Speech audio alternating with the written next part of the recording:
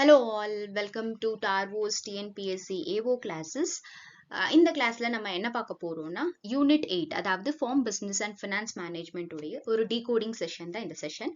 எதனால இந்த யூனிட்டை டீகோட் பண்ணி காட்டியிருக்கோம்னு சொல்லி கேட்டிங்கன்னா மினிமம் ஆஃப் 20 கொஷின்ஸ் நீங்க இந்த யூனிட்ல இருந்து எக்ஸ்பெக்ட் பண்ணலாம். That is 10% of the paper. Both unit 8 and unit 9ல இருந்து நீங்க 20 கொஷின்ஸ் ஈச் எக்ஸ்பெக்ட் பண்ணலாம். That is 20% of the overall syllabus of your exam.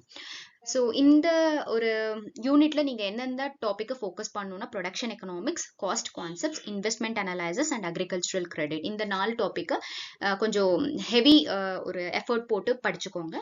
And இந்த decoding is based on the previous year question papers. ஒரு 2008லேருந்து 2025 வரைக்கும் ரிப்பீட்டடாக என்ன questions கேட்டிருக்காங்க, ஸ்டேட்மெண்ட் டைப்ல எப்படி கேட்டிருக்காங்க, அதே மாதிரி டிஸ்கிரிப்டிவ் டைப்ல எப்படி கேட்டிருக்காங்க, டெஃபினிஷன்ஸ் எப்படி எல்லாம் வரும், match the following and direct factual questions எப்படிலாம் வரும் அப்படின்னு சொல்லி டீகோட் பண்ணி காட்டியிருக்கோம். So with this will begin to the class. Okay. And என்னன்னா இந்த ஒரு செஷன் நீங்க ஃபுல்லா பாத்தீங்கன்னா, இந்த ஒரு யூடியூப் வீடியோ பாத்தீங்கன்னா நீங்க மினிமமா 7 to 8 கொஸ்டின்ஸ் கண்டிப்பா அட்டென்ட் பண்ண முடியும். அது வந்துட்டு I can like assure you that. So பொறுமையா பாருங்க and don't miss this video till the end. ஒவ்வொரு ஸ்லைட்லயுமே வந்துட்டு என்ன டைப் ஆஃப் கொஸ்டின்ஸ்ன்றது ரிப்பீட்டட்லி ஆஸ்ட் கொஸ்டின்ஸை டிஸ்கஸ் பண்ணியிருக்கோம். அண்ட் அதுக்கு முன்னாடி ஒரு ப்ளூ பிரிண்ட் பார்த்துக்கலாம்.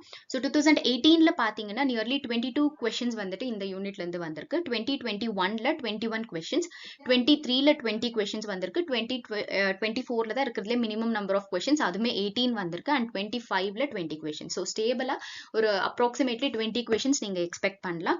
அண்ட் என்ன டைப் ஆஃப் questions வரும்னு பாத்தீங்கன்னா most of the questions will be direct factual questions. அதாவது 42% அப்ராக்சிமேட்லி பாத்தீங்கன்னா ஒரு 6%, 50% வந்துட்டு நீங்க டைரக்ட் ஃபேக்சுவல் கொஸ்டின்ஸை எக்ஸ்பெக்ட் பண்ணலாம். ஸோ டைரக்ட் ஃபேக்சுவல் கொஸ்டின்ஸ் அப்படிங்கும் போது எப்படி இருக்கும்னா டைரக்டா நீங்க மெமரபிள் டைப்ஸ், அதுக்கப்புறம் இயர் எங்க இருக்கு, ஹெட் குவார்ட்டர்ஸ் எங்க இருக்கு, இல்ல ஃபார்முலா டைரக்டா ஃபார்முலா கேட்கறது, இல்ல ஃபார்முலால ஒரு எலிமெண்ட் என்ன ரெப்ரசென்ட் பண்ணுதுன்னு கேட்கறது, இல்ல லிமிட் எப்படி இருக்கணும்னு கேட்கறது, இந்த மாதிரி கொஸ்டின்ஸ் வந்துட்டு 42% வர சான்சஸ் இருக்கு. அண்ட் அகைன் 28% வந்துட்டு ஸ்டேட்மெண்ட் டைப் கொஸ்டின்ஸ் வர சான்சஸ் இருக்கு.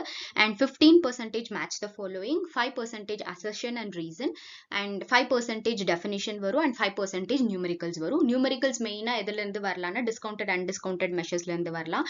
அண்ட் காஸ்ட் கான்செப்ட்ஸ், அதாவது டோட்டல் காஸ்ட் கர்வ், அது total fixed cost, total variable cost, average fixed cost, average variable cost, marginal cost, இந்த மாதிரி காஸ்ட்ல இருக்கிற கொஸ்டின்ஸ் வந்துட்டு நியூமெரிக்கல்ஸ்ல வர சான்சஸ் நிறைய இருக்கு. ஸோ இப்படிதான் வந்துட்டு உங்க யூனிட் 8ல இருந்து கொஸ்டின்ஸ் வர 90% ஆஃப் சான்சஸ் இருக்கும். வித் திஸ் நம்ம வந்துட்டு நம்ம சப் டாபிக்ஸை டீகோட் பண்ணிக்கலாம். இப்போ நம்ம பார்த்த மெயின் டாபிக்ஸ் இல்லாம சப் டாபிக்ஸ்ல வந்துட்டு எதெல்லாம் மேஜரா ஃபோக்கஸ் பண்ணணும்னு பார்த்தீங்கன்னா கிளாசிக்கல் ப்ரொடக்ஷன் ஃபங்க்ஷன் ஸ்டார்டிங். நீங்க வந்துட்டு யூஜில படிச்சது ஞாபகம் இருக்கும்னு நினைக்கிறேன். Production economics and farm management second இயர்ல வரக்கூடிய கோர்ஸ்ல பார்த்துருப்பீங்க. ஒரு 3 கர்வ்ஸ் போடுவீங்க, டிபிபி, எம்பிபி, ஏபிபி, 3 ஸ்டேஜஸ் இருக்கும். ஸ்டேஜ் 1, ஸ்டேஜ் 2, ஸ்டேஜ் 3 அப்படின்னு. ஸோ அந்த ஒரு கான்செப்ட்ஸ் நல்லா படிச்சுக்கோங்க. இதுல இருந்து மினிமம் 5 கொஸ்டின்ஸை நீங்க எக்ஸ்பெக்ட் பண்ணலாம். இதுல இருந்து என்ன கொஸ்டின்ஸ் வரும் கேட்டிங்கன்னா டைரக்ட் ஃபேக்ட் வரும், நியூமெரிக்கல்ஸ் வரும், அண்ட் ஸ்டேட்மெண்ட் டைப் கொஸ்டின்ஸ் வரும். Next important sub topic is cost concept. Cost concepts எதுக்காகனா நம்ம எம்எஸ்பி ஃபிக்ஸ் பண்றாங்கல்ல, minimum support price government fix பண்றது. ஸோ அந்த மினிமம் சப்போர்ட் ப்ரைஸுக்கு எந்த காஸ்ட்டை வந்துட்டு யூஸ் பண்ணுவாங்க அப்படின்னு பார்க்கறதுக்கு. ஸோ வேரியஸ் காஸ்ட் கான்செப்ட்ஸ் இருக்கு. A1, A2, B1, B2, C1, C2, C3. நம்ம MSP is based on the C2 concepts. இந்த ஃபார்முலா ஃபர்தர் ஸ்லைட்ஸ்ல பார்க்கலாம். ஓகேவா? நெக்ஸ்ட் இதுல இருந்து frequently asked type of questions அப்படின்னு பார்த்தீங்கன்னா டைரக்ட் ஃபேக்ட்ஸ் கேட்க சான்சஸ் இருக்கு, match the following and statement type கேட்க சான்சஸ் நிறைய இருக்கு. And third one is investment analysis. Investment அனலைசிஸ்னு பார்த்தாலே இது டிஸ்கவுண்டட் மெஷர்ஸ், அன்டிஸ்கவுண்டட் மெஷர்ஸ். எதுக்காக இன்வெஸ்ட்மெண்ட் அனலைஸ் பண்றோம்னா நம்ம இன்னைக்கு இன்வெஸ்ட் பண்றது ஃபியூச்சர்ல எவ்வளவா ரிட்டர்ன்ஸ் வரும் அப்படின்னு சொல்லி பாக்குறதுக்காக we will go for investment analysis. Discounted அப்படின்னு பார்க்கும்போது time value of money consider பண்ணுவோம். நாட் டிஸ்கவுண்டட், அன்டிஸ்கவுண்டட்னு பார்க்கும்போது time value of money consider பண்ண மாட்டோம். ஸோ இதுல டிஸ்கவுண்டட் கீழே என்ன மெத்தட்ஸ் இருக்கு, அன்டிஸ்கவுண்டட் கீழே என்ன மெத்தட்ஸ்லாம் இருக்குன்னு சொல்லி கிளாசிஃபை பண்றது. அதுல இருந்து கண்டிப்பா ஒரு கொஸ்டின் இல்ல 2 கொஸ்டின் வர சான்சஸ் இருக்கு. which is the discounted measure of investment analysis, which is the undiscounted measure of investment analysis அப்படின்னு அப்படின்னு டைரக்ட் டைப் ஆஃப் கொஸ்டின்ஸ் இதுல இருந்து வரும். ஸோ இதுல இருந்து நீங்க எக்ஸ்பெக்ட் பண்ணக்கூடிய கொஸ்டின்ஸ் நியூமெரிக்கல்ஸா இருக்கலாம், இல்ல டைரக்ட் ஃபேக்ட்ஸா இருக்கலாம், அண்ட் ஸ்டேட்மெண்ட் டைப் கொஸ்டின்ஸா இருக்கலாம். அண்ட் இதுல ஃப்ரீக்வெண்டா கேட்கக்கூடியது பேபேக் பீரியட் அப்படிங்கிறது டிஸ்கவுண்டடா அன்டிஸ்கவுண்டடா, இந்த 4 கொடுத்துட்டு விச் இஸ் தி அன்டிஸ்கவுண்டட் மெஷர் அப்படின்னு சொல்லி கேட்பாங்க. So answer will be பேபேக் period. And next cost concepts, sorry cost equations and graphs. இதுல வந்துட்டு என்ன மாதிரி கொஸ்டின்ஸ் வரும்னா, டோட்டல் காஸ்ட்னா என்ன, total variable cost, total fixed cost, அதுக்கான ஃபார்முலாஸ் ஞாபகம் வச்சுக்கோங்க. Average variable cost, average fixed cost and marginal cost and average total cost, இந்த கான்செப்ட்ஸ் எல்லாம் ஞாபகம் வச்சுக்கோங்க நல்லா. ஸோ இந்த கான்செப்ட்ஸ்ல இருந்து நீங்க எக்ஸ்பெக்ட் பண்ணக்கூடிய கொஸ்டின்ஸ் அப்படின்னு பாத்தீங்கன்னா direct fact, numerical type, statement type, இது நல்லா ஞாபகம் வச்சுக்கோங்க. அலாங் வித் நியூமெரிக்கல்ஸ் நீங்க எது ஞாபகம் வச்சுக்கணும்னா கர்வ்ஸ் ஞாபகம் வச்சுக்கணும். எந்த கர்வ் என்ன ஷேப்ல இருக்கும் அப்படிங்கிறது ரொம்ப லைக் ஒரு இம்பார்ட்டன்ஸ் கொடுத்து பாத்துக்கோங்க. இருக்கிறதே ஒரு 6-7 கர்வ்ஸ் தான் இருக்கும். இந்த 7 கர்வ்ஸ் என்ன ஷேப்ல இருக்கு அப்படிங்கறது நல்லா பாத்துக்கோங்க. And next is agricultural credit. So அக்ரிகல்ச்சருக்கு கிரெடிட் யார் லெண்ட் பண்றாங்க, இது ஃபினான்ஸுக்கு கீழே வந்துடும். நபார்ட் அப்படிங்கிறது it is the central bank for agriculture in India. அதுவே ஆர்பிஐனா it is the central bank of India. ஞாபகம் வச்சுக்கோங்க, NABARD it is the central bank for agriculture. அக்ரிகல்ச்சருக்காக மட்டும் இருக்கிறது தான் NABARD. RBI is only the central bank of India. So நபார்டுக்கு full form கேட்க சான்சஸ் இருக்கு. National bank for agriculture and rural development. எந்த இயர் எஸ்டாப்ளிஷ் ஆயிருக்கு, எந்த கமிட்டி ரெக்கமெண்ட் பண்ணி நபார்டு எஸ்டாப்ளிஷ் ஆச்சு, ஸோ நபார்டுடைய மேஜர் ஃபங்க்ஷன்ஸ் என்னவெல்லாம் இருக்கும் அப்படிங்கிறது வந்துட்டு இந்த டாபிக்ஸ்ல இருந்து வரும். Next RRB, regional rural bank. So இதுல இருந்து இப்போ ஆர்ஆர்பி தமிழ்நாடுல என்னவா ரீநேம் பண்ணிருக்காங்க, எவ்வளவு ஆர்ஆர்பிஸ் இருக்கு, அந்த மாதிரி concepts. Next cooperative banks. Cooperative பேங்க்ஸ்ல cooperative structure, types of cooperatives, கோஆபரேட்டிவ்ஸ்ல என்ன ஃபங்க்ஷன்ஸ், பிரின்சிபல்ஸ் ஆஃப் கோஆபரேட்டிவ்ஸ், அதெல்லாம் வந்துட்டு ரொம்ப வெயிட்டேஜ் கொடுத்து படிச்சுக்கோங்க. Final is KCC. KCC stands for Kisan credit card. Okay, so எந்த இயர்ல எஸ்டாப்ளிஷ் ஆச்சு, எந்த கமிட்டி ரெக்கமெண்ட் பண்ணிச்சு, கேசிசி என்ன ஃபங்க்ஷனிங் பண்ணிட்டு இருக்காங்க அப்படிங்கிறது. ஓகே, ஸோ இதுக்கு கீழே டைரக்ட் ஃபேக்ட் கொஸ்டின்ஸ் வரலாம், மேட்ச் த ஃபாலோயிங் வரலாம். ஸோ 4 பேங்க் கொடுத்துட்டு 4 கமிட்டி கொடுத்துட்டு எந்த பேங்க்குக்கு எந்த கமிட்டி லிங்க் ஆகும் அப்படிங்கிற டைப், இல்ல எந்த இயர்ல எந்த பேங்க் எஸ்டாப்ளிஷ் ஆச்சு, ஸோ ஹெட் குவார்ட்டர்ஸ் ரிலேட்டடா கொஸ்டின்ஸ் அந்த மாதிரி வர சான்சஸ் நிறைய இருக்கு. ஸோ இதெல்லாம் ஒரு உங்களுக்கு எக்ஸாம்பிளுக்காக கொடுத்துருக்கிற கொஸ்டின்ஸ். நபார்ட் எஸ்டாப்ளிஷ்ட் இன் 1982, RBI 1935, RRB 1975, cooperative act 1904, KCC 1998, என்னென்ன கமிட்டிஸ் அப்படிங்கறதெல்லாம் பாத்துக்கோங்க. ஸோ டீடைல்டா எடுக்க போனா அது ரொம்ப டீடைல்டா போயிடும். So it is just a glimpse. உங்களுக்கு வந்துட்டு என்னன்ல இருந்து எப்படி படிக்கணுங்கிற ஒரு செஷன் தான் இது. ஸோ இப்போ நான் சொல்றதை வச்சு அதுல இருந்து டீடைல்டா நீங்க படிச்சுக்கோங்க. நெக்ஸ்ட் டைப் ஆஃப் கொஸ்டின் இல்ல நெக்ஸ்ட் சப் டாபிக் அப்படின்னு பாத்தீங்கன்னா 3R 5C 7Ps. இது எதுக்காகனா கிரெடிட் வர்த்தினஸை செக் பண்றதுக்காக. ஒருத்தங்க பேங்க்ல லோன் அப்ளை பண்றாங்களன்னா அவங்களுடைய வர்த்தினஸை செக் பண்றது வந்துட்டு 3R 5C 7Ps. ஸோ இது ஒரு direct type of question. Direct facts வரும், டெஃபினிஷன் வரும். ஸோ 3R என்ன, 5C என்ன, 7P என்ன அப்படிங்கறது நல்லா ஞாபகம் வச்சுக்கோங்க. அதுவுமே ஃபர்தர் ஸ்லைட்ஸ்ல கொடுத்துருக்கோம், நம்ம பார்க்கலாம். Next curves. கர்வ்ஸ்ன்னு பார்க்கும்போது isoquant, isocost, iso revenue curves. இது இல்லாம எக்ஸ்பான்ஷன் பாத் இருக்கு, ஐசோக்ளைன் இருக்கு. அந்த மாதிரி கர்வ்ஸ்ல என்னெல்லாம் கர்வ்ஸ் வருமோ with respect to production economics. மேஜரா இதை நீங்க எப்படி ஃபோக்கஸ் பண்ணணும்னா 3 ரிலேஷன்ஷிப் இருக்கா, factor relationship, factor product relationship, product relationship. இந்த ரிலேஷன்ஷிப் 3 ரிலேஷன்ஷிப்பை டீடைல்டா படிச்சீங்கன்னா ஒரு 4 to 5 கொஸ்டின்ஸ் வந்துட்டு நீங்க ஃபோக்கஸ் பண்ணிக்கலாம். ஸோ அந்த கர்வ்ஸ் என்னென்ன அப்படின்றத பாத்துக்கோங்க. Next break even point. So break even point அப்படிங்கிறது it is a point at which there is no profit no loss. ஒருத்தங்க பிசினஸ் ஸ்டார்ட் பண்றாங்கன்னா எந்த பாயிண்ட் வரைக்கும் அவங்க அட்டைன் பண்ணாங்கன்னா அவங்க போட்ட காசை அவங்க எடுத்துடலாம், ப்ராஃபிட்டும் இல்லாம லாஸும் இல்லாம ஒரு பாயிண்ட் எப்போ அட்டைன் ஆகும் அப்படின்னு பாக்குறது பிரேக் ஈவன் பாயிண்ட். ஸோ இதனுடைய ஃபார்முலா வந்துட்டு total fixed cost divided by contribution, அதாவது selling price minus average variable cost, அதுதான் இதனுடைய ஃபார்முலா. ஸோ இதுல இருந்து நியூமெரிக்கல் வர சான்சஸ் நிறைய இருக்கு. Next decoded topic is crop insurance. So crop இன்சூரன்ஸ்ல நீங்க பாத்தீங்கன்னா 1985ல இருந்து இருக்கிற கிராப் இன்சூரன்ஸ் எந்த இயர் அப்படிங்கிறது கொஞ்சம் பாத்துக்கோங்க. எக்ஸாம்பிள் சொல்லணும்னா comprehensive graph insurance scheme, national agricultural insurance scheme, modified national agricultural insurance scheme, Pradhan Mantri Fasal Bima Yojana அப்படிங்கிறது ரீசெண்டா இருக்கிற graph insurance scheme. And it is the largest graph insurance scheme இந்த வேர்ல்ட் லெவல்ல லார்ஜஸ்டா இருக்கிறது வந்துட்டு இந்த பிரதான் மந்திரி ஃபசல் பீமா யோஜனா. ஸோ இந்த ஸ்கீமை பத்தி கொஞ்சம் டீடைல்டா படிச்சுக்கோங்க. Okay, next farm planning and budgeting. Farm பிளானிங்னா என்ன, பட்ஜெட்டிங்னா என்ன? முன்னாடியே பிளான் பண்றது, ஒரு ஸ்ட்ரக்சரை கொண்டு வர்றது ஃபார்ம் பிளானிங். அதே farm planning if you are expressing it in economic terms இல்ல நியூமெரிக்கல் டேர்ம்ஸ் அப்படின்னு பாத்தீங்கன்னா it is called as budgeting. So அதோடைய types whole farm planning, partial farm planning, enterprise farm planning. பட்ஜெட்டிங்னு பார்க்கும்போது whole form budgeting, partial form budgeting and enterprise பட்ஜெட்டிங்னு வரும். So அதை focus பண்ணிக்கோங்க. Next topic is lead bank scheme. So lead bank scheme எப்போ establish ஆச்சு?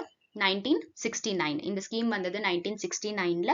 Recommend பண்ணது வந்துட்டு ஃபர்ஸ்ட் காட்கில் கமிட்டி இல்லைன்னா நரிமேன் கமிட்டி, ரெண்டுல எது இருந்தாலுமே நீங்க போடலாம். Okay, and give more importance to Nariman committee. FKF Nariman அவங்க ஃபைனலைஸ் பண்ணதுல தான் லீட் பேங்க் அப்படிங்கிற ஒரு கான்செப்ட் வந்திருக்கும்.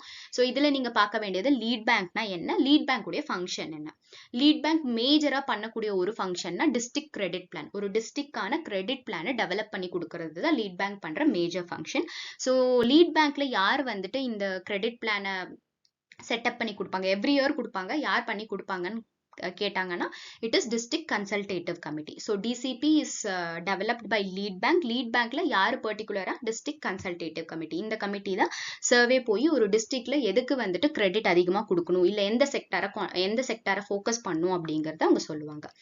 So next important topic risk versus uncertainty. ரிஸ்க்னா என்ன, அன்சர்டைனிட்டினா என்ன? ரிஸ்க் அப்படிங்கிறது அன்னோன் ஃபேக்டர், நம்மளுக்கு நோன் ஃபேக்டர், நம்மளுக்கு தெரிஞ்ச விஷயத்துல இருந்து வர்றது. நம்மளுக்கு ஃபியூச்சர்ல இது நடக்கும்னு ஒரு ப்ராபபிலிட்டி இருந்து அதுல நம்ம இன்வெஸ்ட் பண்றதோ இல்ல அந்த விஷயத்த நம்ம பண்றதோ ரிஸ்க்னு வரும். அன்சர்டைனிட்டி அப்படிங்கிறது அன்னோன் திங்ஸ், நம்மள எதிர்பாராம ஒரு விஷயம் வர்றது வந்துட்டு அன்சர்டைனிட்டி. ஓகே, நெக்ஸ்ட் வந்துட்டு இந்த ப்ராஃபிட் மேக்ஸிமைசிங் ரூல். Actually, இது comes under this classical production function. So, classical production function கீழியும் வரும். And then இன்னொன்னு curves. இந்த curves சொன்னேன்ல அது. நான் once again I'm telling this, நீங்க அந்த மூணு ரிலேஷன்ஷிப், factor product, இந்த மூணு ரிலேஷன்ஷிப் உடைய ஒரு கம்பேரிஷன் போட்டு மூணு ரிலேஷன்ஷிப்பை டீடைல்டா படிச்சீங்கன்னா for sure ஒரு 5 to 6 questions நீங்க கண்ணை மூடிட்டு டைரக்ட் ஃபேக்ட் questions அட்டென்ட் பண்ணிடலாம். லாஸ்டா வந்துட்டு மெஷர்மெண்ட் ஸ்கேல்ஸ், ரிக்ரெஷன், கோரிலேஷன்னா என்ன, ஹைபோதசிஸ்னா என்ன, இது ஸ்டாட்டிஸ்டிக் கீழேயுமே வந்துரும். ஸோ அங்க நம்ம பார்த்துக்கலாம். இப்போ நம்ம ஃபோக்கஸ் பண்ண வேண்டியது finance topics, production economics, farm management topics மட்டும் நம்ம இந்த ஒரு செஷன் இல்ல இந்த ஒரு வீடியோல நம்ம ஃபோக்கஸ் பண்ணிக்கலாம். So with this we'll move on to the next slide. And here comes your next topic, cost concepts. So cost concepts la neenga pathina last 5 year PYQs naanga analyze பண்ணும்போது nearly 4 years la வந்து repeatedா இந்த கான்செப்ட்ல இருந்து question கேட்டிருக்காங்க. மெயினா கேட்டிருக்கிற question cost C அப்படிங்கற காஸ்ட்ல என்ன ஒரு எலிமெண்ட் இருக்கு அப்படினு கேட்டிருக்காங்க. it is the imputed value of family labor. So again I am telling both cost C1 லயும் சரி cost C2 லயும் சரி you will have the element called imputed value of family labor. நம்ம ஃபேமிலில யூஸ் பண்ற நம்ம லேண்ட்ல யூஸ் பண்ற family லேபர்க்கான value இந்த காஸ்ட்ல தான் மென்ஷன் பண்ணிருப்பாங்க. அண்ட் MSP கால்குலேட் பண்ணவும் we will use this cost C2 தான். ஓகே, யாரு யூஸ் பண்ணுவாங்க? Commission of agriculture cost and prices, CACP வந்துட்டு காஸ்ட் C2 தான் யூஸ் பண்ணி யாருக்கு ரெக்கமெண்ட் பண்ணுவாங்க? Government of India, especially cabinet committee of economic affairs CCEA-க்கு ரெக்கமெண்ட் பண்ணுவாங்க. And it is up to CCEA to finalise the MSP finalise பண்ணி announce பண்றது. CACP எக்காரணத்துக்கு கொண்டு அனௌன்ஸ் பண்ண மாட்டாங்க. they will only go for suggestion. Okay, அது நல்லா ஞாபகம் வச்சுக்கோங்க. அண்ட் காஸ்ட் A1 அப்படின்னு பாக்குறது ஆக்சுவல் பெய்ட் அவுட் காஸ்ட். நம்ம ஆக்சுவலா ஒரு ப்ரொடக்ஷன் போறதுக்கு செலவு பண்ற காஸ்ட் எல்லாம் காஸ்ட் A1 கீழ வரும். Seed, fertiliser, pesticide, herbicide, chemicals, hired labour, வெளியில இருந்து நம்ம ஹையர் பண்ற லேபர், மிஷினரி, இரிகேஷன் சார்ஜஸ் எல்லாமே A1 கீழ வந்துரும். A2 அப்படிங்கிறது along with A1 rental value, நம்ம லீஸுக்கு லேண்ட் எடுத்தோம்னா அதுக்கு எவ்வளவு ரெண்ட் கட்டுறோம் அப்படிங்கிறது A2. B1 அப்படிங்கிறது cost A1 plus rent on own fixed capital excluding land இல்லாம நம்ம பில்டிங்கானது, மிஷினரிக்கானது, ரோடு போட்டிருந்தா அதுக்கான ஒரு ஃபிக்ஸ்ட் கேபிட்டலா இன்வெஸ்ட் பண்ணிருப்போம்ல, அதுக்கான இன்ட்ரெஸ்ட் எல்லாம் B1ல வரும். B2 அப்படிங்கிறது B1 plus rental value of owned land உடைய rental value plus rent paid for leased in land. owned landக்கான rental value add பண்ணும், leaseக்கு எடுத்திருந்தா அதுக்கான rental valueமே add பண்ணும்.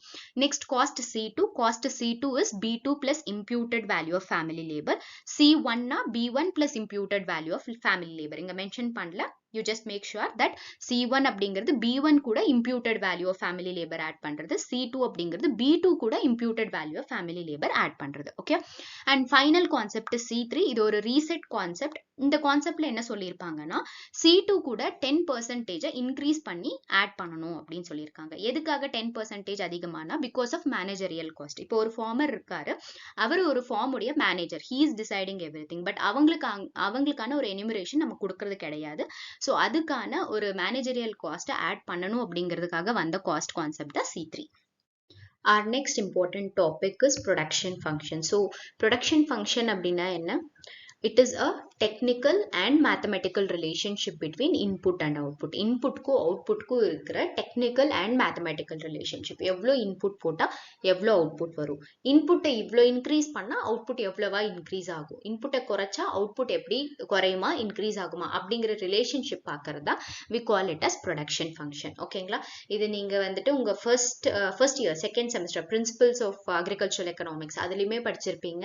3 curve போட்டு படிச்சிருப்பீங்க and production economics-லயும் படிச்சிருப்பீங்க. So it is one of the like important topics of agricultural economics னே சொல்லலாம். பேஸே இதுல தான் இருக்கு. law of diminishing marginal utility கான்செப்டுக்கு கீழே வரும். அண்ட் உங்களுடைய யூஜி மெட்டீரியல்ஸ் எடுத்து டீட்டெயில்டாக படிங்க. ஸோ அங்கே முடியலன்னா சுப்பா ரெட்டி அப்படின்ற ஒரு புக் இருக்கு, அதில் கிளாஸிஃபை பண்ணி ஃபர்ஸ்ட் ஸ்டேஜில் எப்படி இருக்கும் கர்வ், செகண்ட் ஸ்டேஜில் என்ன கர்வ் எப்படி இருக்கும், தேர்ட் ஸ்டேஜில் எப்படி இருக்கும் அப்படின்னு சொல்லி டீட்டெயில்டாக கொடுத்துருப்பாங்க. அதை யூஸ் பண்ணிக்கோங்க. And we have a separate class for this, recorded class இருக்கு. If you want to have a detailed knowledge on that, please make use of that. ஓகேங்களா? ஸோ இப்போ coming on to the topic, 3 curves இருக்கும். Curves எப்படி இருக்கும்? So x will be your input and y will be your output. ஓகேங்களா?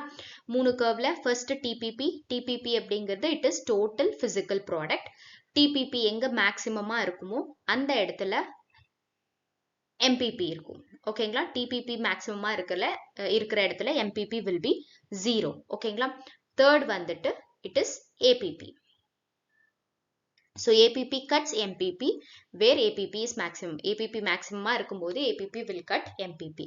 So MPP maximum இருக்கிற point எது? MPP maximum இருக்கிற point we call it as point of inflection. Point of inflection. ஓகேங்களா? inflation கிடையாது, point of inflection.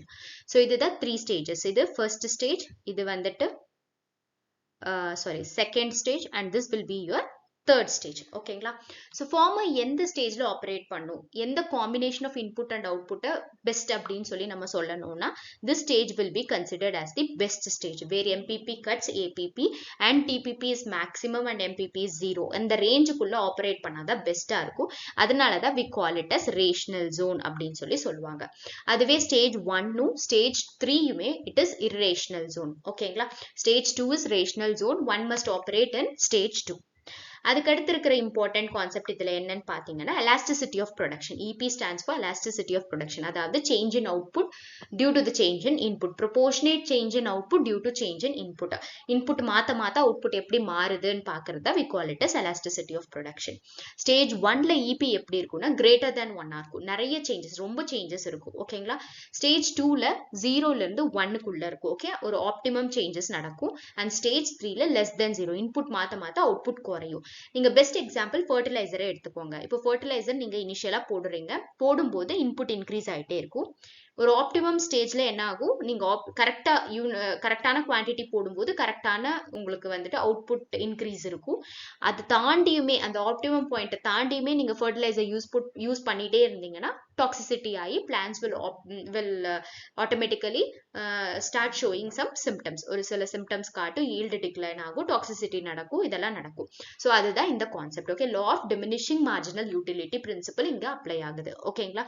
So இது ஒரு பெரிய concept. இது சொல்லணும்னா ஒரு தனி கிளாஸே வேணும். Make use of the recorded class. இதுல ஜஸ்ட் நீங்க என்ன ஞாபகம் வச்சுக்கணும், Stage 2 is the rational stage. TPP maximum இருக்கும்போது MPP will be 0. First stage starts from origin and ends where APP is equal to MPP. Second stage starts from APP is equal to MPP to TPP is equal to maximum or MPP is equal to 0. Third stage அங்கிருந்து start ஆகி போகும். ஓகேங்களா? And இன்னொரு important thing என்னன்னா DPP and MPP ABP will never become zero ஆகவே ஆகாது. இந்த ஆக்சஸை தொடவே தொடாது. பட் எம்பிபி ஜீரோ ஆகி அதுக்கு அடுத்து டிக்ளைன் ஆகி நெகட்டிவ் ஆகும். ஓகேங்களா? ஃபர்ஸ்ட் ஸ்டேஜ்ல எம்பிபி இன்க்ரீசிங்ல இருக்கும், செகண்ட் ஸ்டேஜ்ல டிக்ரீசிங்ல இருக்கும், தேர்ட் ஸ்டேஜ்ல நெகட்டிவா இருக்கும். ஓகே, இதெல்லாம் இம்பார்ட்டன்ட் பாயிண்ட்ஸ் ஞாபகம் வச்சுக்கோங்க. ஸோ நான் என்ன சொன்னேன், ரேஷனல் ஜோன்ல தான் ஆப்ரேட் ஆகும்னு சொன்னேன். ஸோ ரேஷனல் ஜோன்ல எப்படி இருக்கும், மார்ஜினல் காஸ்ட் மார்ஜினல் ரெவன்யூக்கு ஈக்குவலா இருக்கும். எவ்வளோ செலவு பண்றீங்களோ அடிஷ்னலா அதுக்கான அடிஷ்னல் இன்கம் நம்மளுக்கு கிடைக்கும். அண்ட் இன்புட் சைட்ல இருந்து பார்க்கும்போது marginal value of the product, அடிஷ்னலா வேல்யூ ஆஃப் தி ப்ராடக்ட் எவ்வளோ வருதோ that will be equal to additional fixed cost you spend. ஓகேங்களா? And that's it about this production function. Next important topic எதுன்னு பார்த்தீங்கன்னா cost curves. Okay, இந்த cost கர்வ்ஸ்ல you can expect 3 types of question.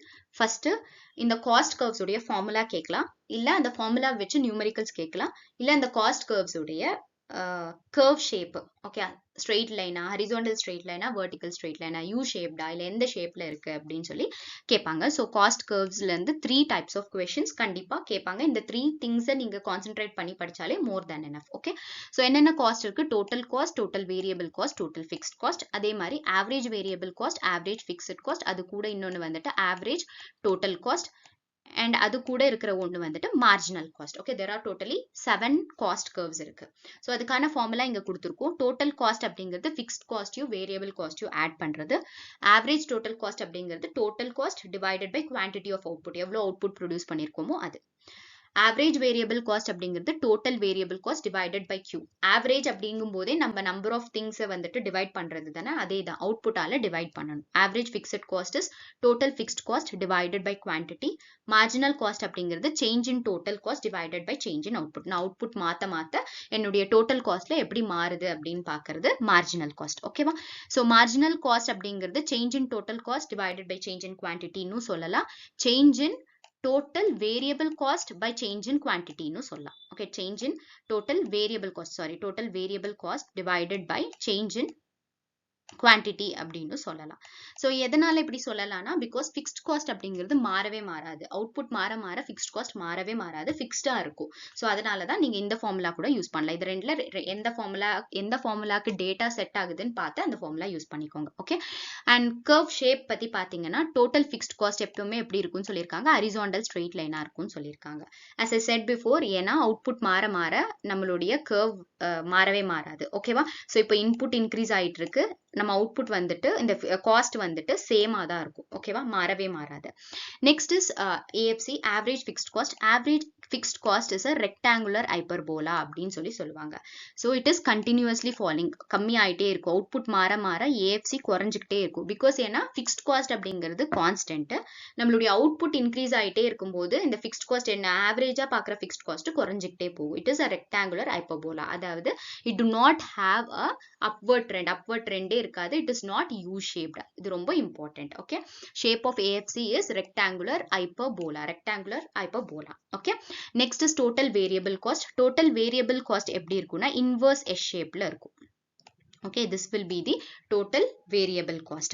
Average variable cost u shaped இருக்கும். okay, average variable cost will be u shaped. okay, average total cost மே எப்படி இருக்கும்னா u shaped இருக்கும். marginal cost மே u shaped இருக்கும். so last இருக்கிற மூணு, average variable cost, average total cost, marginal cost, மூணுமே u shaped இருக்கும். total variable cost is inverse S shaped. total fixed cost அப்படிங்கிறது horizontal straight line இருக்கும். average fixed cost rectangular hyperbola. மோஸ்டா கேட்கக்கூடிய question இது. ஓகேவா? ஸோ இதுக்கு ஒரு நியூமரிக்கல் எக்ஸாம்பிள் பார்த்துடலாம்.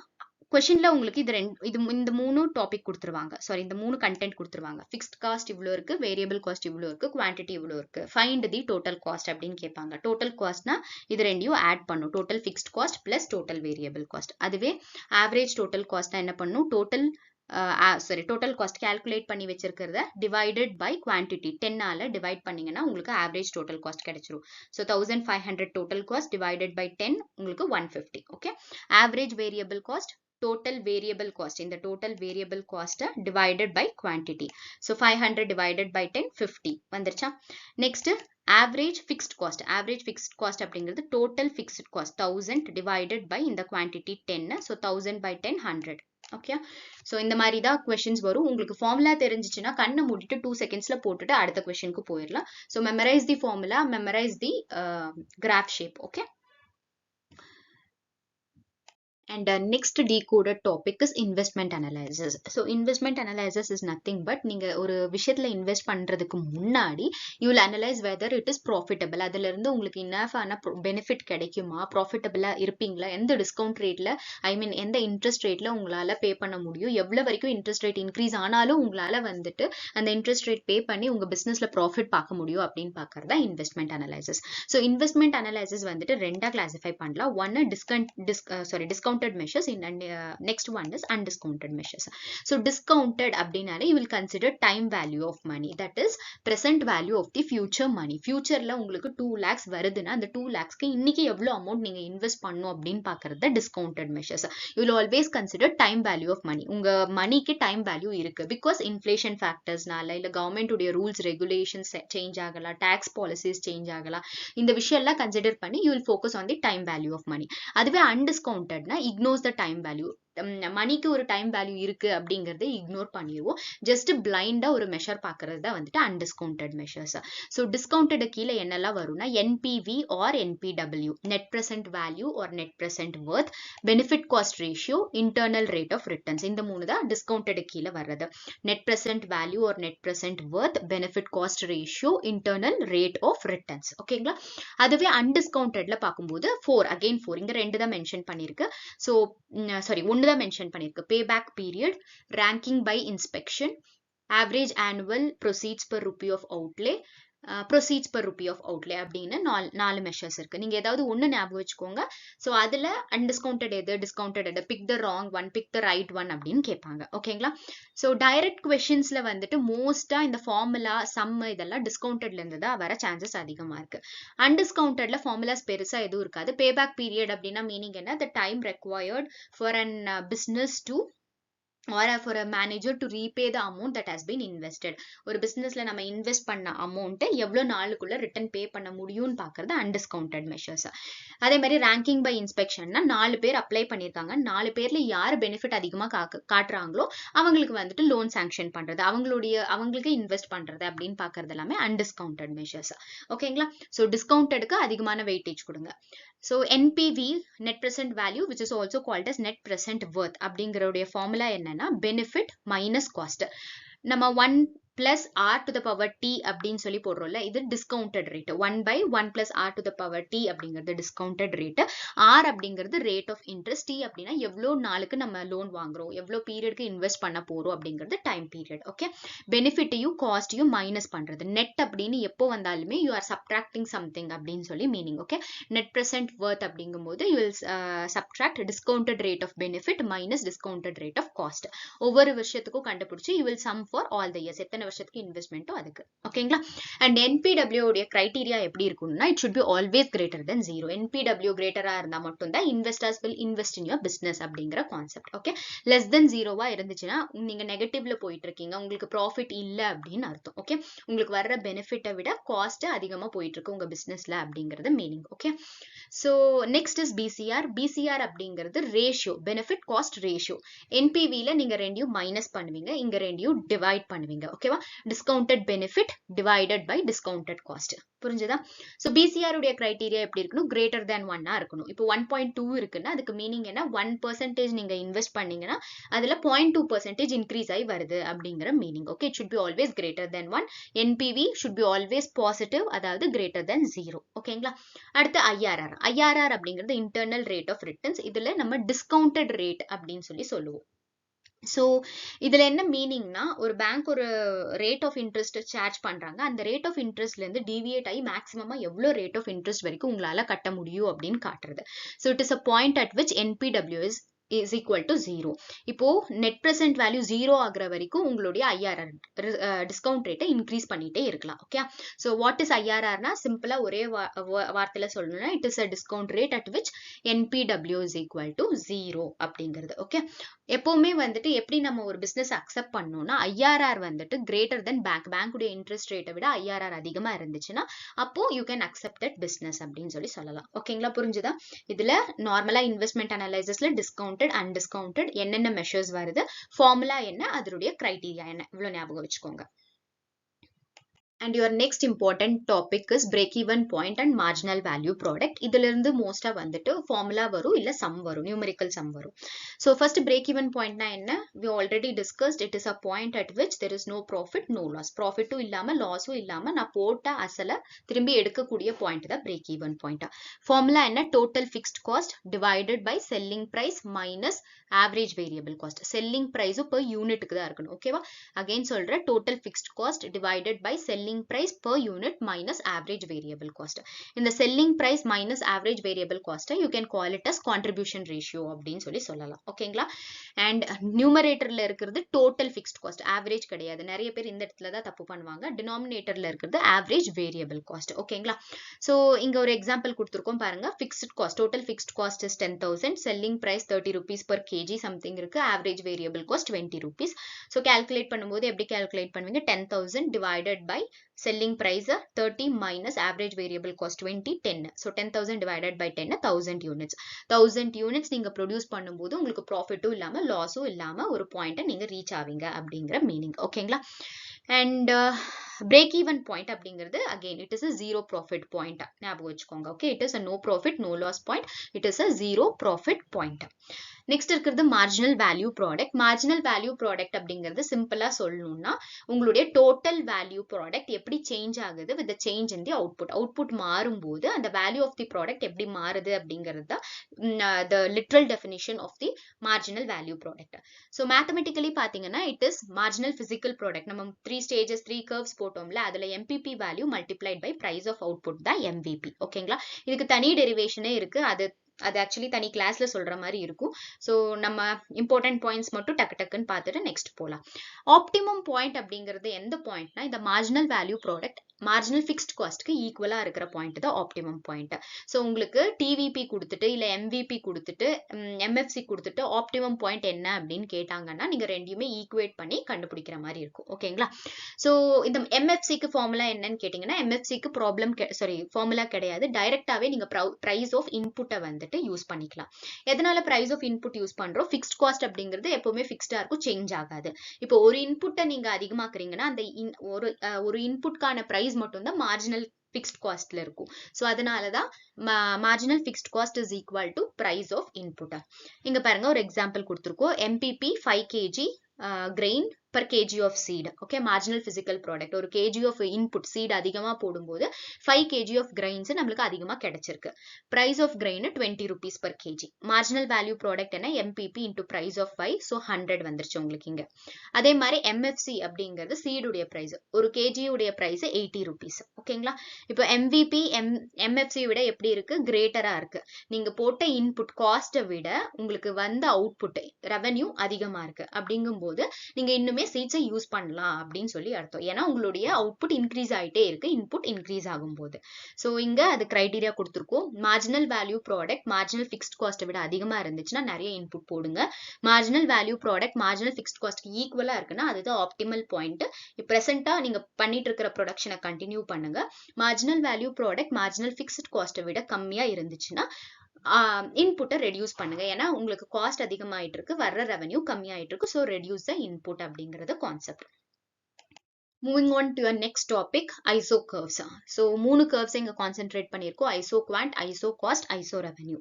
இது இல்லாம expansion path, scale line, ridge line இதெல்லாமே important. ஓகேங்களா? So இதுல இருந்து டைரக்டா definition questions தான் வரும். definition கொடுத்துட்டு which curve is this அப்படின்னு சொல்லி கேட்பாங்க. இல்லைன்னா sometimes match the following மாதிரி கேட்க கூட chances இருக்கு. இதுல என்னன்னா உங்க லாஜிக்கை யூஸ் பண்ணுங்க. பெருசா curve இருக்கு, என்ன இது பேரு அப்படின்னு கன்ஃபியூஸ் ஆக வேண்டாம். குவான்ட்னா குவான்டிட்டி, ஐசோனா வந்துட்டு சேம். ஓகேவா? சோ ஐசோ குவான்ட் அப்படிங்கிறது என்ன? Same quantity. All possible combination of 2 inputs that yields same quantity of output. ஒரே குவான்டிட்டி ஆஃப் அவுட்புட் ப்ரொடியூஸ் பண்ணக்கூடிய காம்பினேஷன் ஆஃப் இன்புட்ஸை ரெப்ரசென்ட் பண்ணக்கூடிய கர்வ் தான் ஐசோ குவான்ட். ஐசோ குவான்ட்க்கு ஐசோ ப்ராடக்ட் கர்வ் அப்படின்னு சொல்லி இன்னொரு நேம் இருக்கு. ஓகே, நிறைய நேம்ஸ் இருக்கு. Same product curve, equal product curve, equal quant curve, அந்த மாதிரி நிறைய நேம்ஸ் இருக்கு. ஸோ அந்த டிஃப்ரெண்ட் நேம்ஸையுமே கொஞ்சம் பார்த்துக்கோங்க. Next iso cost. ஸோ ஐசோன்னு என்ன சொன்ன? சேம். காஸ்ட் அப்படிங்கிறது நம்மளுக்கு ஆகிற செலவு. All possible combination of two inputs that can be purchased with the same budget or outlay. ஒரு பட்ஜெட்ல நம்ம பர்ச்சேஸ் பண்ணக்கூடிய காம்பினேஷன் ஆஃப் டூ இன்புட்ஸை ரெப்ரசென்ட் பண்ணக்கூடிய கர்வ் தான் ஐசோ காஸ்ட் கர்வ். ஓகேங்களா? It is also called as budget line. ஓகேங்களா? இதனுடைய ஸ்லோப் என்ன? Price of X by price of y. அதே மாதிரி ஐசோ குவான்டுடைய ஸ்லோப் ரொம்ப important, marginal rate of technical substitution. Next வர்றது ஐசோ ரெவென்யூ லைன். ஐசோனா சேம், ரெவென்யூ அப்படிங்கிறது இன்கம். இன்கம் எதுல இருந்து வரும்? அவுட்புட்ல இருந்து வரும். ஸோ இது ரெண்டு நம்ம ஃபோக்கஸ் பண்ணும்போது இன்புட்டை ஃபோக்கஸ் பண்ணோம், இங்க ரெவென்யூ அவுட்புட்டை ஃபோக்கஸ் பண்றோம். All possible combination of two outputs that give same revenue or same income. ஒரே இன்கம் கொடுக்கக்கூடிய காம்பினேஷன் ஆஃப் டூ அவுட்புட்ஸை ரெப்ரசென்ட் பண்ணக்கூடிய கர்வ் ஐசோ ரெவென்யூ லைன். இதனுடைய ஸ்லோப்புமே வந்துட்டு இட் இஸ் பிரைஸ் ரேஷியோ தான் இதோடைய ஸ்லோப்பா இருக்கும். ஓகேவா? இதுல இம்பார்ட்டண்டா நீங்க டெஃபினிஷன் எந்த ஷேப் இருக்கோ அதாவது கேரக்டரிஸ்டிக்ஸ் பார்த்துக்கோங்க, அண்ட் ஸ்லோப் என்ன இருக்கும், இந்த மூணு திங்கை மட்டும் பார்த்துக்கிட்டீங்கன்னா போதும். ஓகேங்களா? And one important thing is இதோடைய different names. Iso cost is also called as budget line. அதுவே ஐசோ ரெவென்யூ லைன் அப்படிங்கிறது வந்துட்டு இட் இஸ் ப்ராடக்ட்க்கு ரிலேட் பண்றது. ஐசோ காஸ்ட் அப்படிங்கிறது இன்புட்க்கு ரிலேட் பண்றது. இந்த மாதிரி கொஸ்டின்ஸ் தான் கேட்பாங்க. அகைன் நான் திரும்பியும் இது தேர்ட் டைம்னு நினைக்கிறேன் நான் இந்த விஷயத்த ஸ்ட்ரெஸ் பண்ணி சொல்றது. அந்த மூணு ரிலேஷன்ஷிப்ஸ், ஃபேக்டர் ப்ராடக்ட் அந்த ரிலேஷன்ஷிப் படிச்சீங்கன்னா இந்த எல்லா கான்செப்ட்ஸுமே ப்ரொடக்ஷன் எக்கனாமிக்ஸ்ல பாக்குற எல்லா கான்செப்ட்ஸுமே அதுக்குள்ளேயே உங்களுக்கு வந்துரும். ஓகேங்களா? Now we'll move on to agricultural credit. அதாவது credit அப்படிங்கிறது என்ன? லோன் அப்படிங்கிற மீனிங், டெப்ட் அப்படிங்கிற மீனிங். ஓகே, அக்ரிகல்ச்சரல் கிரெடிட்டை ப்ரொவைட் பண்ற இன்ஸ்டிடியூஷன்ஸ், அதோடைய ஸ்ட்ரக்சர், இயர், டேட்ஸ். இவ்வளோ மட்டும்தான் இன்ஸ்டிடியூஷன்ஸ்னா கிடையாது, நிறைய இன்ஸ்டிடியூஷனுக்கு. ஸோ அதுல இதெல்லாம் வந்துட்டு மோஸ்ட் ரிப்பீட்டட்லி ஆஸ்ட் கொஸ்டின்ஸ். ஓகேங்களா? ஸோ அக்ரிகல்ச்சரல் இன்ஸ்டிடியூஷன்ல இந்தியாவில் பார்த்தா ஃபார்மல் இன்ஸ்டிடியூஷன் ரொம்ப வருஷமா இருக்கிறது கோஆபரேட்டிவ்ஸ். ஓகேவா? Formal, the oldest formal credit institution in Indiana அது கோஆபரேட்டிவ் தான். புரிஞ்சுதா? இன்ஃபார்மல்ல லேண்ட்லார்ட்ஸ் இருக்காங்க, மணி லெண்டர்ஸ் இருக்காங்க, ஃபேமிலி, ஃப்ரெண்ட்ஸ், ரிலேட்டிவ்ஸ், அவங்க எல்லாமே நான் இன்ஸ்டிடியூஷன் கீழே வந்துருவாங்க. இன்ஸ்டிடியூஷனல் கீழே வரக்கூடியவங்க யாரு? கோஆபரேட்டிவ்ஸ், கமர்ஷியல் பேங்க்ஸ், அதுக்கப்புறம் கவர்மெண்ட், ஆர்ஆர்பிஸ், இதெல்லாமே வந்துட்டு they come under institutional sources. ஓகேவா? அதுல ஓல்டஸ்ட் எது? கோஆபரேட்டிவ்ஸ். ஸோ கோஆபரேட்டிவ்ஸ் எப்படி கிரெடிட் கொடுப்பாங்கன்னா த்ரீ டயர்ல கொடுப்பாங்க in case of short term. அதுவே லாங் டேர்ம்ல 2 டயர். ஞாபகம் வச்சுக்கோங்க, இதுவுமே இம்பார்ட்டன்ட். ஷார்ட் டேர்ம்ல 3 tier structure. Short term loan அதாவது 5 to 15 monthsல ரீபே பண்ணக்கூடிய லோன்ஸ் எல்லாமே they come under short term loans. Long term loans more than 15 years, more than 15 years to 25 years repay பண்ணக்கூடிய லோன்ஸ் எல்லாமே லாங் டேர்ம் லோன்ஸ். கோஆபரேட்டிவ்ல long term loans கொடுக்குறாங்கன்னா அது 2 tyre ஸ்ட்ரக்சர்ல இருக்கும். அதுவே ஷார்ட் டேர்ம் கொடுக்குறாங்கன்னா 3 டயர் ஸ்ட்ரக்சர். ஸோ 3 டயர்ல டாப் லெவல்ல இருக்கக்கூடியது அபெக்ஸ் ஏஜென்சி எதுன்னா ஸ்டேட் கோஆபரேட்டிவ் பேங்க். அதுக்கடுத்து டிஸ்ட்ரிக்ட் சென்ட்ரல் கோஆபரேட்டிவ் பேங்க் இருக்கும். அண்ட் தென் லாஸ்டா வருது PACS, primary agricultural cooperative credit society. Village லெவல்ல ஃபார்மர்ஸை டைரக்டா சர்வ் பண்ற சொசைட்டி எதுன்னா PACS, primary agricultural cooperative credit society. That is very important. ஓகேங்களா?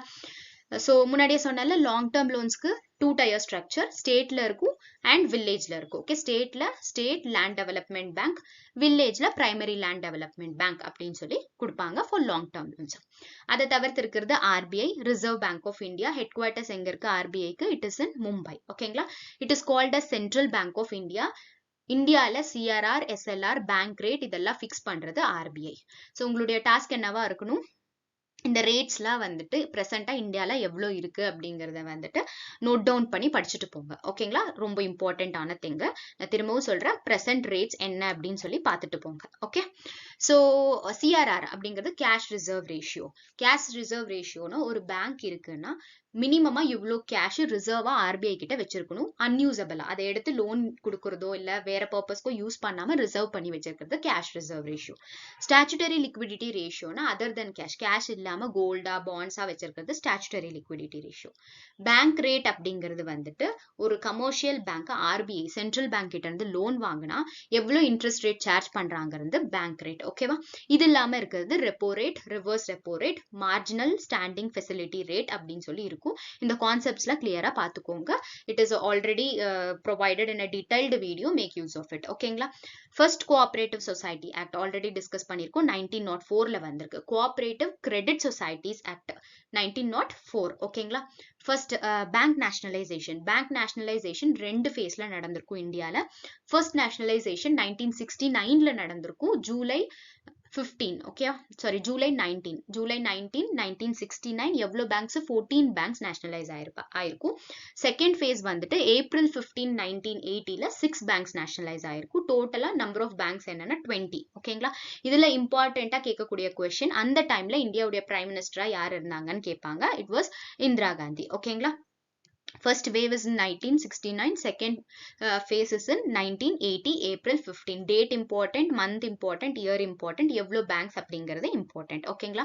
20 டோட்டலா இந்தியால பேங்க்ஸ் நேஷனலைஸ் ஆயிருக்கு. பட் இப்போ பிரசண்டா 12 பேங்க்ஸ் தான் இருக்கு. மீதி இருக்கிற பேங்க்ஸ்லாம் they got merged ஓகேங்களா. ரீசெண்டா merge ஆயிருக்கிற பேங்க்ஸ் பார்த்துக்கோங்க. இதுவுமே கரண்ட் அஃபேர்ஸ்ல கேட்க சான்சஸ் இருக்கு. நெக்ஸ்ட் NABARD ஜூலை 12 1982 ஹெட்குவார்ட்டர்ஸ் வந்துட்டு it is in Mumbai. RBI NABARD ரெண்டுமே headquarters is in Mumbai. So இது it is called as central bank of India. Central bank for agriculture or central bank for rural credit அப்படிங்கிறது NABARD. NABARDல இருந்து இருக்கக்கூடிய major thing RIDF infrastructure rural infrastructure development fund provide பண்ணுவாங்க. அதுக்கு அடுத்து self help group bank linkage programme 1992ல வந்திருக்கும். அதுவுமே NABARD கீழே தான் வந்திருக்கும் ஓகேங்களா. அதுக்கடுத்து RRB அப்படிங்கிறது நரசிம்மன் கமிட்டி 1975ல வந்திருக்கும். இன்னொரு இம்பார்ட்டன்ட் திங், மற்ற பேங்க்ஸ் எல்லாமே ஃபர்ஸ்ட் வந்துட்டு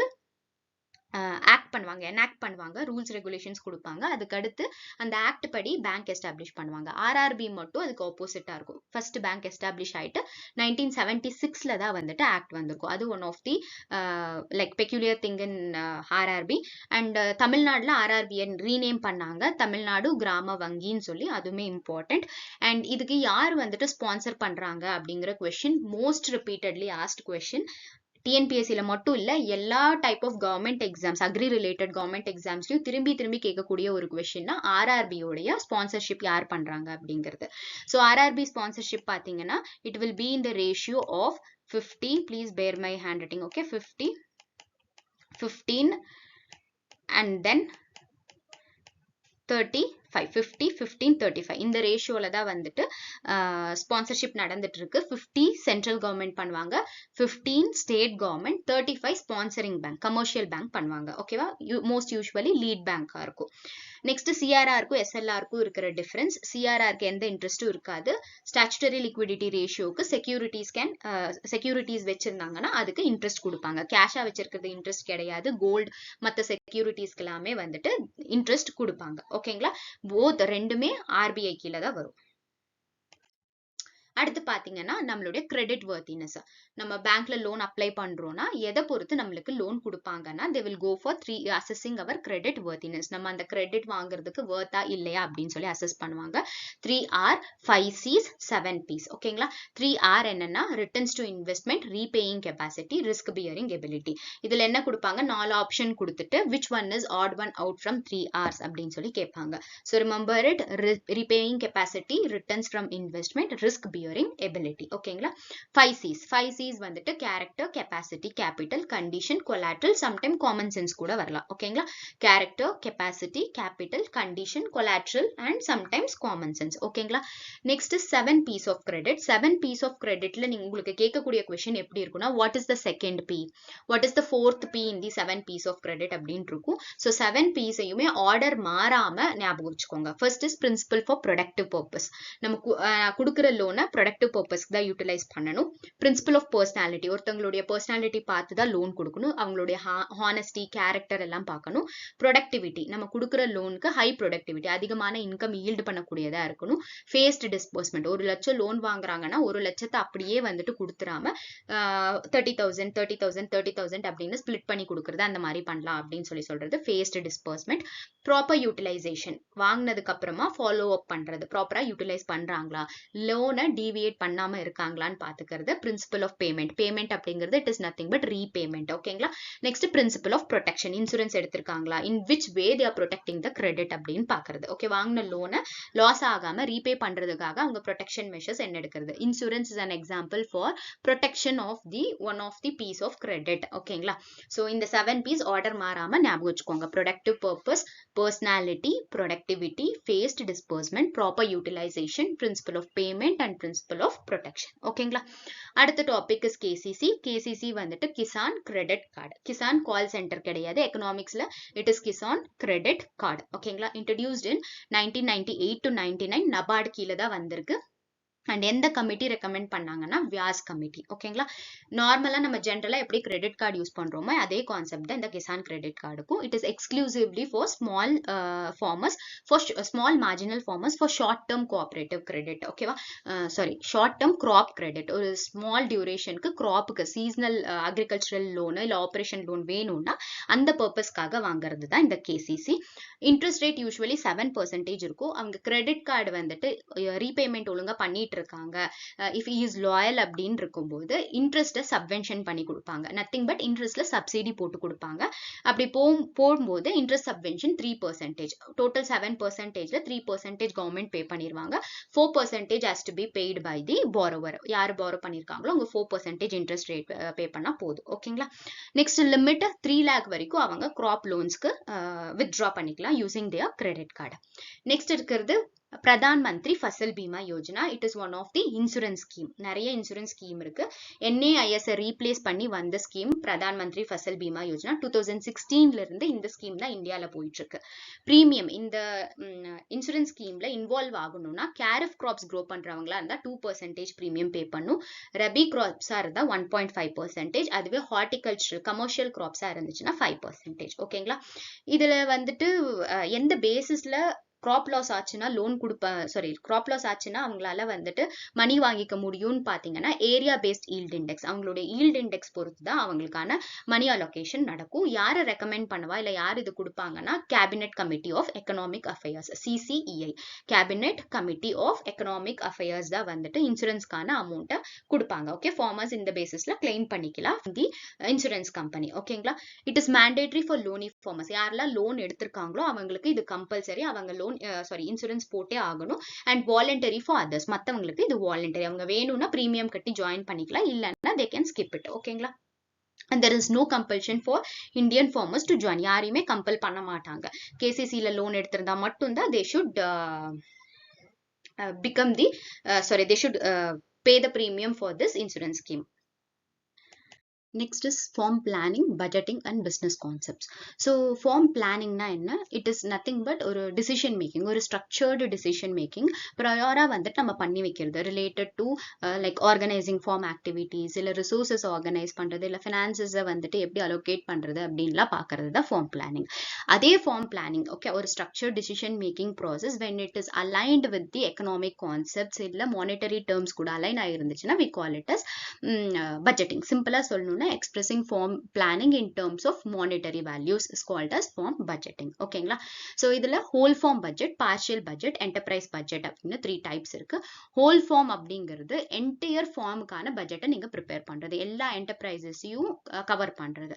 partial அப்படிங்கிறது வந்துட்டு ஒரு மைனர் மாடிஃபிகேஷன், ஒரு கிராப் இல்ல ஒரு சேஞ்சிங் பிராக்டிஸை மட்டும் ஃபோக்கஸ் பண்றது. partial part of your business, farm business உடைய ஒரு பார்ட்டுக்கான பட்ஜெட்டை கிரியேட் பண்றது partial budgeting. enterprise budgeting அப்படிங்கிறது ஒரு என்டர்பிரைஸ். இப்போ உங்க ஃபார்மிங் ஆக்டிவிட்டியில நீங்க மஷ்ரூம் யூனிட் கொண்டு வர போறீங்க, அந்த மஷ்ரூம்கான பட்ஜெட் மட்டும் கிரியேட் பண்றது it is enterprise budgeting. Okay, ஒரு ப்ராடக்ட்டை ஸ்பெசிஃபிக்கா செலக்ட் பண்ணிடுது. அது இல்லாம வேற farm management concepts. Farm management அப்படிங்கிறது is a micro economics. Very important. Farm management is a micro economics. It is not macro economics. அப்போ மேக்ரோ எக்கனாமிக்ஸ்னா என்ன? It is production economics. Production economics அப்படிங்கிறது டீல்ஸ் வித் மேக்ரோ எக்கனாமிக்ஸ். லார்ஜரா படிப்போம். Micro form management ஒரு ஃபார்ம்குள்ள எப்படி manage பண்றாங்க, ஒரு இண்டிவிஜுவல் யூனிட்ல எப்படி மேனேஜ் பண்றாங்கன்னு பாக்குறது. Land supply of land is inelastic. ஓகேவா? இப்போ அதிகமா டிமாண்ட் பண்ணும்போது நம்மளால லேண்ட் சப்ளை இன்க்ரீஸ் பண்ண முடியாது. Because it is fixed in quantity. நம்மளால increase or decrease பண்ண முடியாது. Land supply is inelastic. So administrative decisions. So 3 types of decisions இருக்கு. Operational decisions, strategic decisions, administrative decisions. Operational அப்படிங்கிறது day to day ஆக்டிவிட்டீஸ்க்கு short டேர்மா நம்ம எடுக்கக்கூடிய decisions எல்லாமே operational. Strategic அப்படிங்கிறது long term decisions. Administrative decisions அப்படிங்கிறது accounting சூப்பர்விஷனுக்கு ரிலேட்டடா நம்ம எடுக்கிற டிசிஷன்ஸ் எல்லாம் comes under administrative decisions. Next cooperative joint farming. Okay, இந்த டாபிக் இருக்குல்ல, இந்த டாபிக்கை நீங்க ஹோலா படிச்சுக்கணும். Types of farming and systems of farming ரெண்டு இருக்கும். ஓகேவா? டைப்ஸ் அண்ட் சிஸ்டம்ஸ் என்டையரா படிச்சுக்கோங்க. ஒரு எக்ஸாம்பிளுக்காக இங்க கொடுத்துருக்கு கோஆபரேட்டிவ் ஜாயிண்ட் ஜாயிண்ட் ஃபார்மிங் அப்படிங்கிறதுல இண்டிவிஜுவல் ஓனர்ஷிப் இருக்கும், பட் அவங்க ஆப்ரேட் பண்றது எல்லாமே கலெக்டிவா ஆப்ரேட் பண்ணுவாங்க. மேல பார்த்தா அதே பார்ஷியல் பட்ஜெட்டிங் அப்படிங்கிறது ஒரு மைனர் மாடிஃபிகேஷன் கொண்டு வரும்போது அதுக்கான ஒரு பார்ட் ஆஃப் த பிசினஸ்க்கு மட்டும் பட்ஜெட்டிங் கிரியேட் பண்றது partial budgeting. And again the last one, இதுவுமே ரொம்ப important, types of repayment plan. Repayment பிளான்ல straight and variable repayment plan, optional repayment plan, partial repayment plan, அதுக்கு அடுத்து amortised repayment plan, 5 types of repayment plans இருக்கும். அந்த 5 டைப்ஸுமே டீடைல்டா படிச்சுக்கோங்க. ஓகேவா? அதுல இங்க எக்ஸாம்பிளுக்கு கொடுத்துருக்காங்க, அமார்டைஸ்டு டிக்ரீசிங் ரீபேமெண்ட் பிளான்ல எப்படி இருக்கும் அப்படின்னு கேட்டிருக்காங்க. பிரின்சிபல், அதாவது நீங்க வாங்கின அசல் கான்ஸ்டன்டா கட்டிட்டே போவீங்க, ஆனா இன்ட்ரெஸ்ட் ரேட் குறைஞ்சிட்டே இருக்கும். இயர் போக போக இன்ட்ரெஸ்ட் வந்துட்டு ஃபால் ஆயிட்டே இருக்கும். Total interest paid, interest rate அப்படியே தான் இருக்கும். The amount of interest payable தான் குறைஞ்சிட்டே வரும். எதனாலன்னா நீங்க பிரின்சிபல்ல கான்ஸ்டன்டா வருஷம் கட்டிட்டே இருக்கிறதுனால. ஓகேங்களா? ஸோ இதை பொறுத்த வரைக்கும் பிளானிங்னா என்ன, பட்ஜெட்டிங்னா என்ன, டைப்ஸ் பார்த்துக்கோங்க.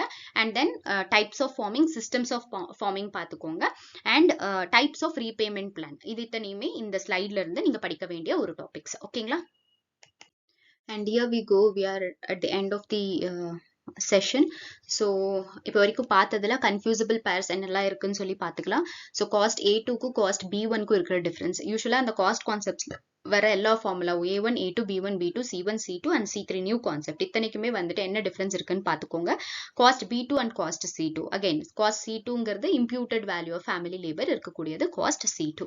Rental value of owned land, rental value of leased in land அப்படின்னு வர்றது காஸ்ட் B2. ஓகேங்களா? Net present value, BCR, IRR இதெல்லாம் எதுக்கு கீழே வரும்? டிஸ்கவுண்டட் கீழே. பேபேக் பீரியட் மட்டும் தான் அன்டிஸ்கவுண்டட் கீழே. பேபேக் கீழே வந்துட்டு ரேங்கிங் அன்டிஸ்கவுண்டட் கீழே வரக்கூடிய அதர் திங்ஸ் வந்துட்டு ranking by inspection, proceeds per rupee of outlay, average annual proceeds per rupee of outlay. அதுக்கடுத்து AFC-க்கும் AVC-க்கும் இருக்கிற difference, average fixed cost, average variable cost. average variable cost U ஷேப்ல இருக்கும், average fixed cost rectangular hyperbola. isoquant-க்கும் isocost line-க்கும் இருக்கிற difference, isocost is budget line. ஓகேங்களா? Stage 1, stage 2, stage 3 மூணுக்கும் இருக்கிற difference, EP எப்படி இருக்கும், எது ரேஷனல் எது இர்ரேஷனல் அப்படின்னு பார்த்துக்கோங்க. அண்ட் TPP மேக்ஸிமமா இருக்கும்போது MPP 0வா இருக்கும். CRR, SLR cash reserve ratio, statutory liquidity ratio ரெண்டுமே RBI கீழே தான் வரும். ஸோ அதை பார்த்துக்கோங்க. பேக்ஸ், பிரைமரி அக்ரிகல்ச்சரல் கோஆபரேட்டிவ் சொசைட்டிக்கும் டிஸ்ட்ரிக்ட் சென்ட்ரல் கோஆபரேட்டிவ் பேங்க்ஸ்க்கும் இருக்கிற டிஃபரன்ஸ், எந்த டயர் எதுக்கு அடுத்து வருது அப்படின்னு பார்த்துக்கோங்க. Next small farmer development agency, marginal farmer and agricultural labourers, யார் வந்துட்டு SFDA கீழே வருவாங்க, யார் MFAL கீழே வருவாங்க. Farmers having 2.5 to 5 acres of land இருந்தால் SFDA கீழே வருவாங்க. Less than 2.5 acres of land இருந்தாங்கன்னா MFAL, marginal farmers and agricultural laborers கீழ வருவாங்க. Okay. establishment of RBI 1935, NABARD 1982ல, and first phase of nationalization, second phase of nationalization, RRB உடைய share capital, அதாவது sponsorship எப்படி இருக்கு அப்படிங்கிற டேட்ஸ் எல்லாமே பார்த்துக்கோங்க. அந்த வேல்யூஸ் நியூமெரிக்கல்ஸ் எல்லாமே பார்த்துக்கோங்க. அண்ட் லாஸ்டா whole form budgeting and partial form budgeting இருக்கிற டிஃபரன்ஸ். ஓகேங்களா? ஸோ இதெல்லாம் நீங்க ட்ராப் ஆகக்கூடிய ஒரு areas. And last minute revision க்கு இந்த ஒரு ஸ்லைடை யூஸ் பண்ணிக்கோங்க. Please take screenshot and make use of this. Production stages என்னென்ன இருக்கு, cost curves, formula, and 3R, 5C, 7Ps, KCC, அதுக்கப்புறம் பிரதான் மந்திரி ஃபசல் பீமா யோஜனா, கோஆபரேட்டிவ் உடைய டயர்ஸ், காஸ்ட் கான்செப்ட்ஸ், இன்வெஸ்ட்மெண்ட்ல வந்து டிஸ்கவுண்டட் அண்ட் டிஸ்கவுண்டட், கிரெடிட் உடைய related dates, numericals, iso curves, budgets, and நம்மளுடைய கர்வ்ஸ்ல வந்துட்டு எந்த கர்வ்ஸ் எந்த ஷேப்ல இருக்கு, அப்புறம் காஸ்ட் கான்செப்ட்ஸ், அதில் வந்துட்டு A2னா என்ன, B2னா என்ன, C2னா என்ன, இந்த மாதிரி டிஃப்ரென்சஸ்லாம் நல்லா பார்த்துக்கோங்க. And thank you for watching this video, and I hope you liked it. இதிலிருந்து வந்துட்டு again I'm telling nearly 8 to 9 questions expect பண்ணலாம். இது ஒரு just hints மாதிரி தான். இதில் பார்த்துருக்கிற ஒரு டாபிக்ஸை டீட்டெயில்டாக படிச்சிங்கன்னா I'm damn sure 20 questions வந்தாலும் 20 உங்களால் ஈஸியாக அட்டென்ட் பண்ணிட முடியும். ஸோ அந்த ஒரு கான்ஃபிடன்ஸ் பில்ட் ஆகும். இது எதுக்காக டீகோடட் செஷன்ஸ்னா, உங்களுக்கு பிளைண்டாக படிக்கிறதுக்கும் டீகோடட் செஷன்ஸ் படிக்கும்போது எதிலெல்லாம் இன்னுமே ஃபோக்கஸ் பண்ணலாம் அப்படிங்கிற ஒரு ஐடியா உங்களுக்கு இருக்கும். ஸோ அதனால தான். And thank you for watching the video once again, and bye bye, take care.